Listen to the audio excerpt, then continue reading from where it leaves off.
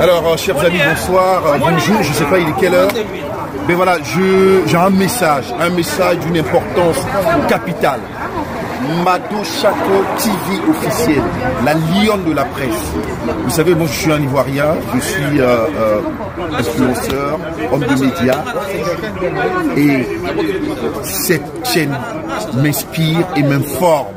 Mado Chako TV officiel, lionne de la presse. Il est temps. Mesdames, Messieurs, bonsoir et bienvenue sur As Media Congo, simultanément sur Cléboa Original, et cette émission passera également sur Panza Sangouya Congo de Edino Images. Chers amis, je suis très heureux de me retrouver encore chez vous, dans vos maisons, pour vous présenter cette émission au son de la trompette, au son de la trompette qui veut dire seulement Wake Up Tolamuka, Toyoka, Kelelo Ezo Beta, Tozo Sala Nini. Voilà donc, chers amis, vous tous qui aimez suivre nos émissions, vous tous qui aimez la parole du Seigneur, ce soir, je reçois sur ce plateau, une fois de plus, celui qu'on appelle Kokobar. Kokobar, celui qui a des cheveux noirs, mais qui a l'intérieur vieux. Alors, je les reçois encore sur ce plateau parce qu'il y a de l'information. Et lorsqu'il y a une information à donner, ou bien s'il y a quelque chose à dire, cet homme de Dieu est toujours prêt pour pouvoir répondre à mon invitation. Je reçois sur ce plateau Kokobar. Bonsoir Kokobar. Bonsoir, Jérémy. Depuis la dernière fois, bon, cette émission est bilingue, chers amis, vous tous qui nous suivez. Merci beaucoup à Edino Image qui est derrière la caméra, et puis c'est lui qui fait la réalisation, et sans oublier Willy Kunda, notre frère, et puis sans oublier aussi César Ngadi, Cléboa Original. Kokobar, ça fait longtemps, ça fait quelques jours, on s'est rencontrés dernièrement avec toi, on a 21 jours. On a habité 21 jours et les. Vraiment, je bénis Dieu par la grâce pour un moment de à prière et 21 jours et c'est là qu'il lobby dimanche. Donc, c'est-à-dire, Ndako est eu privilège, Studio est eu privilège parce que je viens tout droit de la montagne et je suis descendu, c'était hier. Et les lots, Nase Kenzambe, Apambo la bateau, Bayo Kabiso, le bateau Nyonso. Bazali et l'on a vu ensemble. Merci. Bon, mais ça, non, tu as toujours émission na prière. Comme tu as dit Lusambo pour émission, bah, Masega Mike Mike Ekoya, tu as dit que Éternel Dieu Tout-Puissant, Dieu des esprits, de prophètes, je recommande ces instants entre tes saintes mains. Laisse que ces moments soient un moment très bénéfique pour toute personne qui nous entendra. Affecte les vies, corrige les vies et amène-nous dans la vraie connaissance. Que le Saint-Esprit de Dieu prenne le contrôle du début jusqu'à la fin. C'est dans le nom de Jésus que j'ai ainsi prié. Amen. Amen, chers amis, chers internautes, votre émission au son de la trompette vient de commencer. Comme je vous l'ai dit tout au début de cette émission, je reçois une fois de plus sur mon plateau de Au son de la trompette ces serviteurs de Dieu que vous connaissez, que je ne peux plus présenter, le pasteur Kerok Kokobar, hein, où on a toujours que Azana Suga Moindo na Katinae Aza Koko. Yemoko aïe sanga le roi ça expliquera en mode la émission là ngako du kolobela mo mingité bon siko on a habité Kokobar 21 jours et salami. Est-ce que vous avez 21 jours on est qui na thème ni en fait thème tozaki nango pendant 21 jours parce que j'étais pas seul. J'ai fait engager la grande communauté Rehoboth. Thème na biso ezalaki dis seulement un mot et mon serviteur sera guéri. Dis seulement un mot et mon serviteur sera guéri. Qu'est-ce que tu veux dire par là? Qu'est-ce que tu veux dire à cet homme-là qui te regarde en ce moment, qui n'a pas en fait compris que Dieu existe, qui n'a pas compris que Jésus-Christ est capable de lui tendre la main et de faire quelque chose pour lui? Qu'est-ce que tu peux dire comme message avant qu'on entre encore dans notre émission? En fait, le message, il est très simple. Le message est que il y avait un centenaire romain. Cet homme, il a bâti le synagogue pour le juif. Alors, il se retrouve que parmi ces soldats, il y avait l'un de ces soldats qui était malade. Alors, Moutouana, tant où Ayoki Jésus a Koti, na ville place Bazalaki, Moutouana a lobby que Jésus lobaka liloba moko mosali nanga kobika parce que Jésus tant ancien ba ekokuta nae balobi te omoni moto aux obligés faut saler grâce. Pourquoi? Parce que synagogue biso to sambelaka ye moto atongeli biso yango. C'est-à-dire ça na bato mosu na vie basala ba bonnes œuvres pour Nzambe.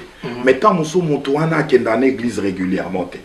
Tant mosu moto wana aza penza chrétien te oyo aza penza chrétien moko pratiquant.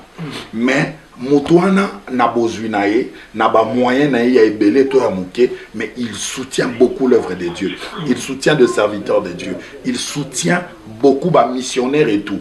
C'est-à-dire biloko wana nyonso na kati ya livre ya souvenir ekomamaka. Siko bansie batali ke babi moto yo Yesu fo sele bolamu. Siko tango Jésus aye bisi ebo alobi j'irai aipsi bancien j'irai et je le guérirai.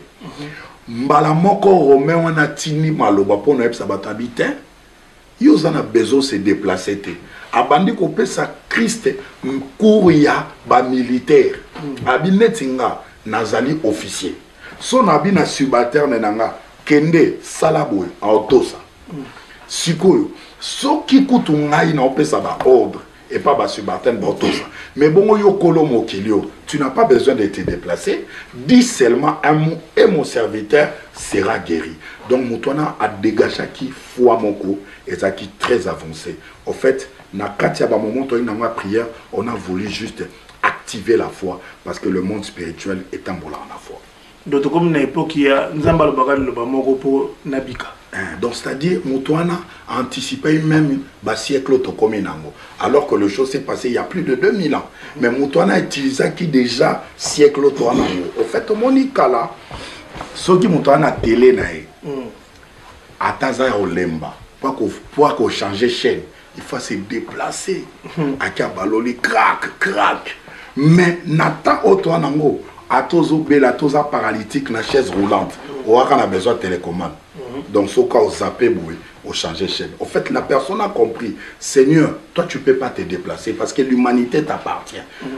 Dans la création, lorsque la terre était informe et vide, Dieu n'a pas mis bilamba, combinaison, tomba.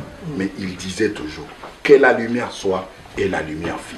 Donc, la personne s'est connectée à cet esprit pour dire à Dieu, Jésus, dis seulement un mot, là où tu es, les choses vont obéir. J'aimerais qu'on puisse entrer vraiment dans la profondeur de notre mission d'aujourd'hui. Kokoba, tu peux nous donner un peu la différence qu'il y a entre un évangéliste et un prophète? Merci beaucoup pour la question. En fait, déjà ce que nous devons savoir, nous avons 5 ministères. Selon Ephésiens chapitre 4, à partir du verset 11 jusqu'au verset 16. On nous parle que Dieu premièrement a établi à l'église 2 apôtres, de prophètes, évangélistes, docteurs et pasteurs. C'est-à-dire tous ces 5 personnes-là, ils ont le rôle, il y a qu'à conduire l'église, na perfection, puis il y a qu'à édifier corps, il y a Christ. C'est-à-dire tous les chrétiens au Bali, na monde mobimba. Si qu'on va apôtre, bango bana prérogative nini. Il y a qu'à bâtir l'église, ba le roi ba pionnier. Akoko manamboka moko église ezate, c'est apôtre mouton bâtir. Et puis ba un message oyo ezali ya kocha fondement, c'est-à-dire peuple à vendre message doctrinal, ba ebi ko vendre sa église. Et ensuite ce sont des personnes qui marchent par le miracle. Et un évangéliste, c'est celui qui est en train de ramener le cœur des gens vers Christ. Donc Yérone Zali a présenté Christ na ba sens na enyos, na longueur na ye, na largeur, na profondeur, na hauteur. C'est-à-dire lui, il ramène les gens à la repentance. Donc c'est-à-dire évangéliste Moussala na Yangouana. Et un prophète, c'est celui qui parle de la part de Dieu, mais d'une manière inspirationnelle. C'est-à-dire même écriture au pasteur à Kotang, au évangéliste à Kotang, mais il y a une dimension prophétique. C'est-à-dire à côté sur le plan inspiration. On peut s'habiller temps, on peut s'habiller comment les choses et comment peut t'ennuyer toujours traverser, regarder des choses qui sont liées par rapport à un message naïf. Et un docteur, lui, il explicite la parole. Donc, ça dit, il aura moqué, mais on ne m'a pas détaillé pour la compréhension. Un professeur, il va enseigner. et puis tozana ba pasteur au bango bazali batu oyo bazali na l'église, c'est-à-dire dans une église locale, pasteur Moutazo Vandissa, et puis c'est un homme doux, c'est un homme patient, un homme de grand cœur. Mais bango sur 5 bazali d'abord dans le ministère il y a parole, parce que le 5 ministères c'est pour la parole. Donc si on comprend très bien, un évangéliste aza évangéliste, un prophète aza prophète parce qu'on a un salam spécifique ou dans la église corps du Christ ou bien ou dans tout le makambo itali vision nzambe. Bon, mais boni toujours que prophétie et bimi na kisasa tout moni évangéliste, je cite son nom, Roger Baka, a lobby que je pense dans le mois de février, le 17 février je pense de l'année prochaine, il faut que tout le monde na diaspora, ceux qui sont à l'extérieur, zonga na mboka. Ceux qui zongi na mboka te, otika ba esclave na habité ceux qui zaka pour na Europe, to za pour na disséminé dans le monde entier. Et c'est un peu de nous expliquer cette histoire là. Ce que profession est solo, to est le gomoro imaginaire ya lokuta. En fait, na ligna peu ça sous lumière moko ya moké. Batunyo sonakati en nouvelle alliance. Le Seigneur peut parler à tout le monde. Nzambako le kanamonoko, il y a un frère qui n'a même pas le ministère. Dieu peut donner un message. Dieu peut passer par tout le monde à quoi couper sa message. Mais la différence c'est ça qu'un prophète a le quoi spécialiste. Au moins si on a un problème, il y a peau. Pas tout le monde il y a gilet jaune, il y a des Congo, donc il y a des mabé, donc il y a des temps, il y a malamouté, et puis il y a Titi de mon mandé, donc il prophète, donc il y a Gloire à Dieu. Au moins, domaine prophétique, c'est un domaine très glissant. Comme je disais, au moins, mon a un problème à peau. À quoi mon dentiste était. Il faut que tu aies un dermatologue. C'est-à-dire à chacun lorsqu'un prophète il parle, on peut son temps, on peut son démagambo salama. Élisée a commis na Samarie. Na katia Samarie nzale zalaki. Bible lobi tiba to comme un niveau, il y a batba mo sali kelemba oliana. Yo lelo pia mo na otolia, lobi to pesa mo na mututolie. Sikoyo prophète Élisée tant a commis a telemi à lobi. Lobi na ertel biloko ekokita apesina ba pri ya biloko. Lobi bet mutumo za pembe ni a douter. Abi atanza ba fongol ba fenêtre les kolo makamba be ko ça jamais impossible. Bible lobi wana tamazo loba ba 4 les prémos bazaki en dehors de la ville. Ba habiter soto vandia to kufa. Na Syrie, baza banguna na biso mais tokende ko se plonger so ba boma. Webi que le 4 les pré ba koma na Syrie tango bazoya Bible lobi ba Syrien na armée mobimba ba yoki makelele ba char na ba chevaux alors que ba bando ya ba 4 les pré. Webi que ba les pré bortei na bango eliamaka. Siko ba tambola na talon mais ba produire bruit parce que il y avait Dieu qui était derrière le message. Tant ba komi ba kuti batu terrain vide. Babandi kolia babandi olia moko habiter le moko la bonne nouvelle. Tozonga na ville to annoncer. Tant bazongi na ville batu baye bazui badamage dona er prophète apesa ki er wana pe biloko kiti er wana pe biloko komi. O apesa ki ngoza prophète Élisée, évangéliste Élisée te. Prophète Élisée. Ça dit bango ba na calcul ya temps. Or tobo ça n'a pété. Un jour et panzambe goza le roi Mila. Un prophète, quand il parle, il a un langage prophétique. Il peut dire que lobby, mais lobby, on est à lobby, il y a lundi, mardi, et qu'on est dans une semaine, dans un mois. Mais le prophète, il sait situer le temps. Donc, par rapport, il y a prophétie. Il y a des qu'on a vu sur Apessi. Moi, je vais dire que dans chaque prophétie, Bible est psingelo. N'a méprisant, mais n'a examiné. Donc, si on a une photo, ça, là, examen, mise en examen de cette prophétie ou de ces messages. Tant que baolo baba diaspora faut bazonga. Ba diaspora déjà mon toazan à Brazzaville à diaspora. Ou en Angola à diaspora. Ou en Maroc ou en Tunisie à diaspora. Si on est en Europe, on a combien de pays? Ce qu'on a sur Bazonga, et tout en sachant que les bateaux basalara bana ba CDI, et les bana au batanga classe, et les maman au bazo à l'été.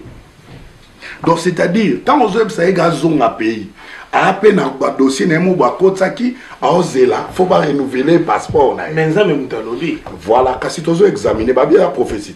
Et autant ça ira mise en examen. L'autorité le mela ni la personne place message et bimi, ni la prophétie et ni nzambe. Mais tout ça a mise en examen au ba Bible sengebiso. Sikoyo, ezana bana mususu abotami awa. Makamne nyonso ezali awa. Atangaka awa. Ce que tu as Congolais foisonga, ça dit na yepe moi nana foisonga. Mana petite section. Ah, c'est comme esclave, soit que n'imboka. Si, oui, papa, to matato kito, moi mama nzambe o batu basaka na ngote. Mama nzambe to zongo lokwa lokwa loyengete. To zongo te lokwa na luka vi. Na beti eloko mobwe titre na lobby makamobwe bato balandanga batala to yozwa vi wana intérêt nzambe zate po mbongo wana mto zongo na YouTube oliango yo moko même bato ba prier no ba oliango kutute.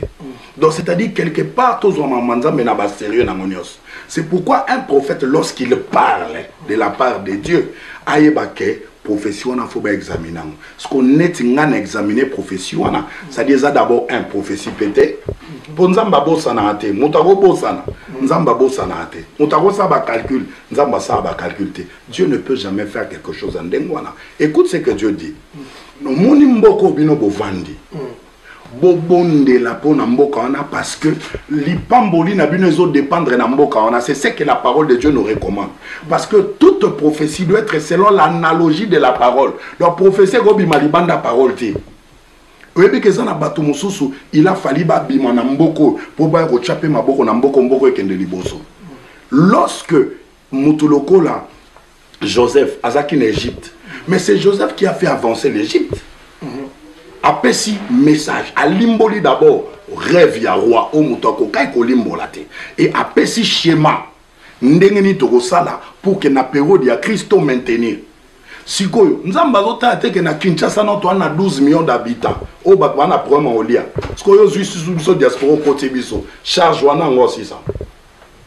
Mais boni de Guao Yaga apparemment lorsque il parle, on voit que c'est un homme lucide, un homme intelligent, mais quand il dit certaines choses mais comment on t'a niveau? Pourquoi ça se passe comme ça dans Mboka la biso? C'est ce que je suis en train de dire.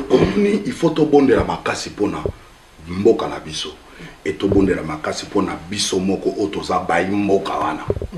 Lelo batu bakomi kolinga biloko esepisa batu. Bibelobi dans le dernier jour, les gens auront la démangeaison. Ya oyoka makambo ezo clair na bat na oreille. Ça dit comme Batoubaïbi qui demande le peuple, Balingaba yo keloko, Balingaba sab, Nzamba kolo balikamboza kutote ke mutufa kota retraite pour Nzamba loba. Nzamba kolo bape mutumoro otika kobima, Nzamba bandio lobelai. Webi prophétie moko et salami na période ya roi Akab. Roi Akab fa kende guerre. Bake ko sangana roi ya Israël na roi ya Juda. C'est-à-dire balobi il faut to kende guerre. Ba prophète nyonso bazoya pour voir va que les guerres fa consulter ba prophète. Tous les prophètes qui venaient, ebi ba lo balubani. Roi Kende, Nzamba na yo ozonga. Mais il y a un prophète mon kombone Miché. Miché azamutu oyo assiégeaka na conseil secret en Nzambe. Parce que tu peux parler de la prophétie mozaki wapi. Parce que Dieu, il parle d'une manière horizontale, mais il faut l'écouter d'une manière verticale. Sikoyo yotangozo sur la makambo bongo ya prophétie au tellement na position nini parce qu'il y a des personnes qui siègent dans le conseil secret en Nzambe bato bayoka makambo nini wezo doa ba ina fuite mwende kala na examen d'état na Congo fuite yé donc ba otanga souste boye que la réponse est parce que ça bato sou bazo fuite makambo likolo ça jongo déjà azanango ayeb sa pro ayeb si roi avec mwende zana au kende guerre mozongate na moni okufi. Alors que tous les prophètes, ils ont dit au roi Kende, paix au Koufate. Au roi Bibon, ça va. Si on est en prison, on a quitté, on a traité Kanaï. Au roi Kende a zongate. Parce que le gars, il siégeait dans le conseil secret de Dieu. Alors, la chose comme la prophétie est le domaine le plus difficile Pourquoi?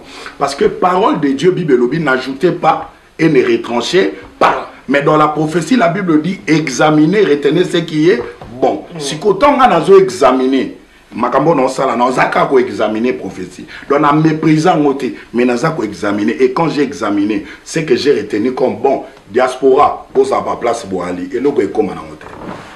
Voilà donc, chers amis, chers internautes, vous tous qui nous suivez, là je vous rappelle encore que j'ai un excellent serviteur de Dieu, parce que c'est un homme que j'ai appris à approcher et à connaître, et quand même parmi certains hommes de Dieu que je rencontre, bon, il a une façon de voir des choses, il a une façon de dire des choses qui me convainc aussi, ça me pousse aussi à aimer Dieu, à m'approcher de Dieu.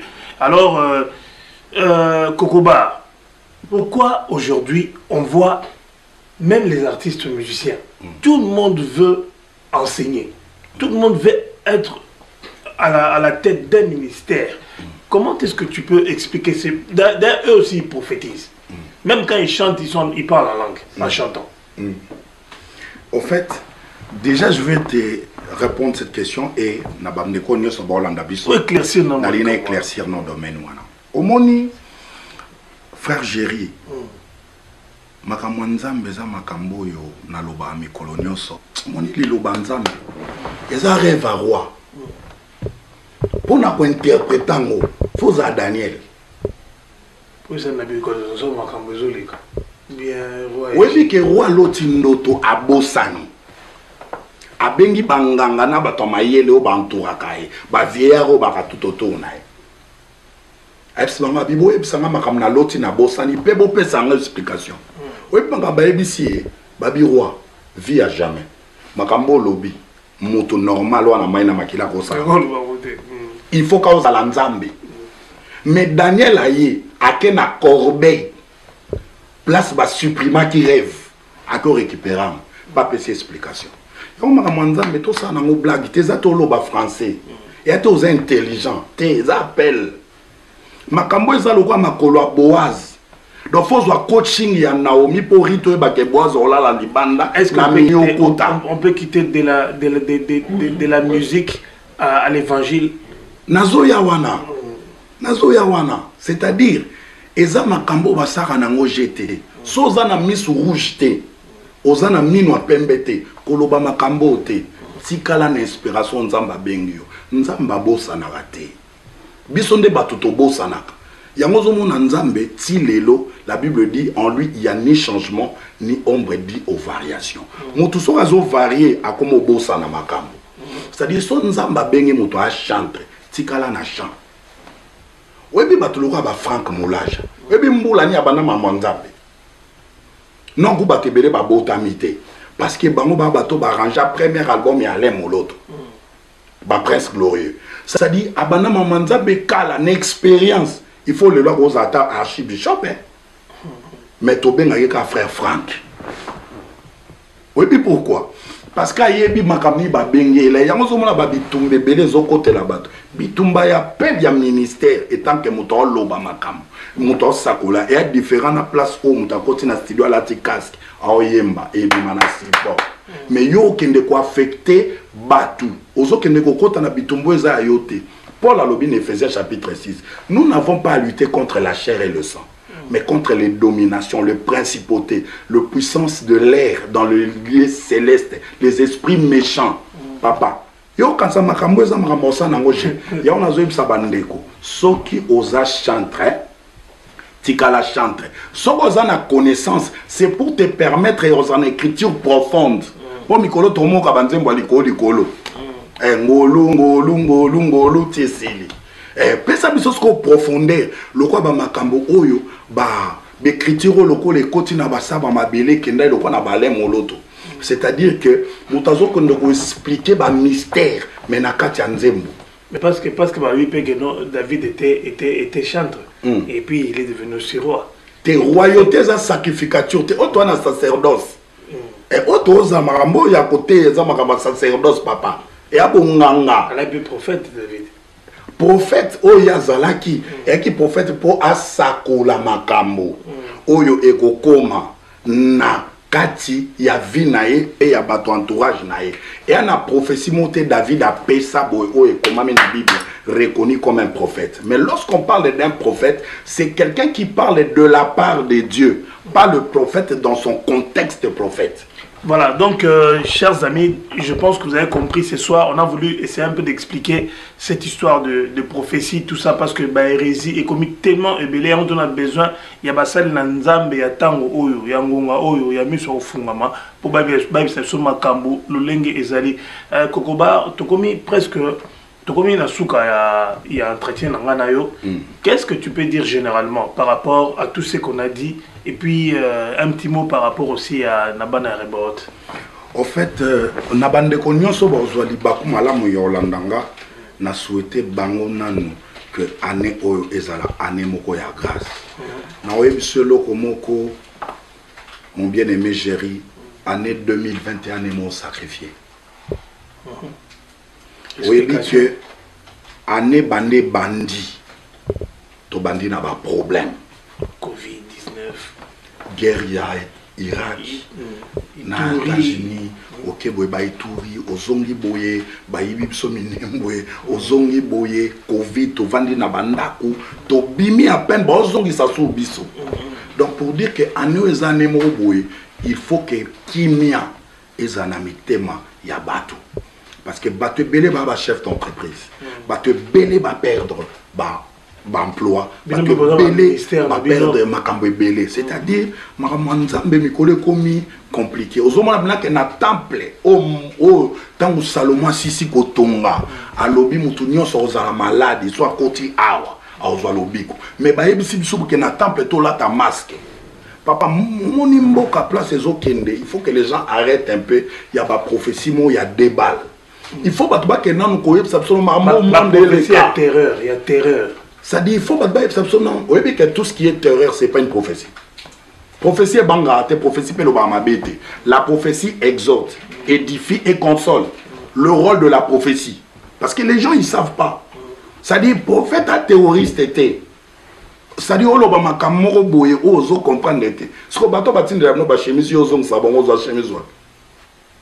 donc ça dit, il faut pas comprendre que Maramanzambe, tout le monde le croit, ma boke ngali maté. Eza makambo eza ko dépendre de la spiritualité. Là, des choses que l'œil n'a pas vu, l'oreille n'a pas entendu, des choses qui ne sont pas montées dans le cœur de l'homme. Makambo yangoana, divinité. Donc, il faut qu'un prophète vienne apaiser. Pour l'instant, le peuple a une maison, il y a un message, il y a shalom, il y a paix. Tranquilliser les gens. Que les gens croient que les vagues, lobby vague normal parce que plusieurs personnes n'en croient pas. Le président de la République en France n'a moko tovande a lobby que toke na makambo boye ti été prochain nanya yebisi.